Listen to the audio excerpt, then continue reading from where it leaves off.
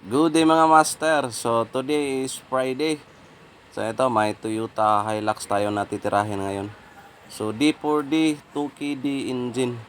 So kita nyo yung kulay dilaw dyan na nakailaw sa dashboard. So yan yung T-belt mga boss. So yan yung titirahin natin ngayon.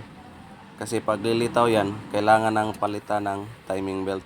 At saka marami yung job order nito mga boss. Suspension, bushing, change oil. At dito nga ay fast forward na tayo mga master. Tinanggal na natin yung suspension bushing, suspension arm, wheel bearing, change oil.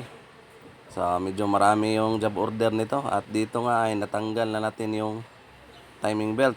Ayan, so kailangan palitan mga boss. Dahil nga ay umilaw na. So nag-warning na siya. Kumbaga naabot na yung maximum kilometers para kailangang palitan. So ayan, so ito naman yung timing mark niya mga boss. At dito mo yan itutok sa may arrow din. Ayan, at doon din sa pressure pump niya. So may timing mark din dyan. Pero mahirap kasing videohan dahil nasa ilalim. Kaya basta may timing mark dyan. Kailangan nyo lang yung i-timing para sureball yung birada mga boss. So medyo maraming trabaho nito mga boss, kaya yung bushing natin ay paldo nito. So ito naman yung timing belt niya na luma. So ito yung pinalitan natin.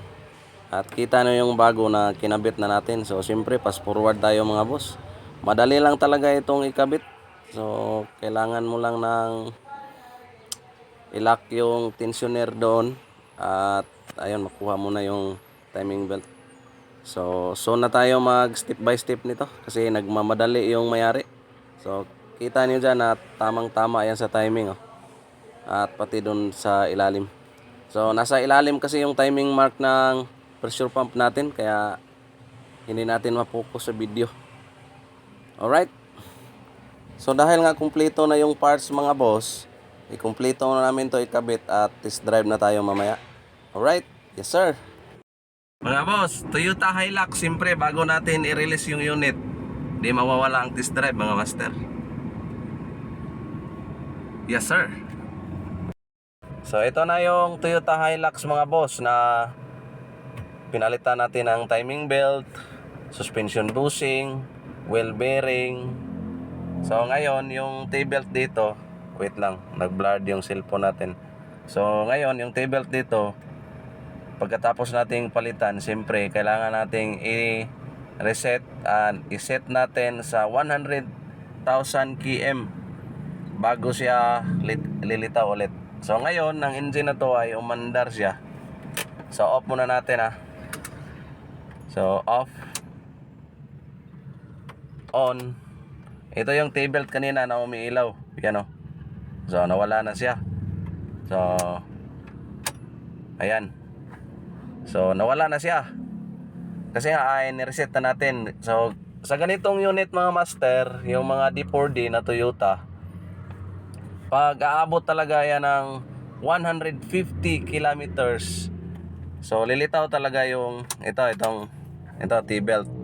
So pag lilitaw yan mga boss, wag niyo nang patagalin pa. Pumunta na kayo sa mga shop na mga suki ninyo para hindi aabot sa punto na maputulan kayo ng timing belt. Dahil alam naman natin, pag maputulan yung timing belt, lalong-lalo na sa ganitong type na sasakyan, malaking gastusan. Kasi yung mga valve niya mabaluktot at may tendency pa talaga na mayong mga pistons ay ma-crack. Kaya talagang butas yung pitaka mga master. Butas yung bulsa. So ngayon, nandito na tayo sa daan. Siyempre, pinatakbo muna natin, test drive natin kung hindi ba siya kakabig sa kaliwa at kanan. So ngayon, final checking natin. So ang job order nito mga master, replace timing belt, suspension bushing, dalawa, left and right. Tapos wheel bearing sa right side at change oil. So Yun lang. So ngayon, balik na tayo sa shop dahil nandito tayo sa daan ngayon. Oh. So labas muna tayo ha. Ito yung unit natin. Oh. Toyota Hilux D4D 2KD engine. 2KD ito mga boss. Yung old na Toyota Hilux. Ito. Ayan. So yan yung mukha niya mga boss, mga master. Yan. So old model. But napakatibay nito mga boss. Mga ganitong unit, napakatibay. So dati pa sa Cagayan de Oro pa kami nagtrabaho sa shop. So nakahandle na tayo nito na mga ganitong unit. Pero hanggang ngayon, so nandito pa rin sila sa daan. Sumasabay pa rin sa mga bagong sasakyan ngayon. So simula nung nag-umpisa tayo sa shop sa Cagayan de Oro 2008. So nag-stop lang tayo sa 2012.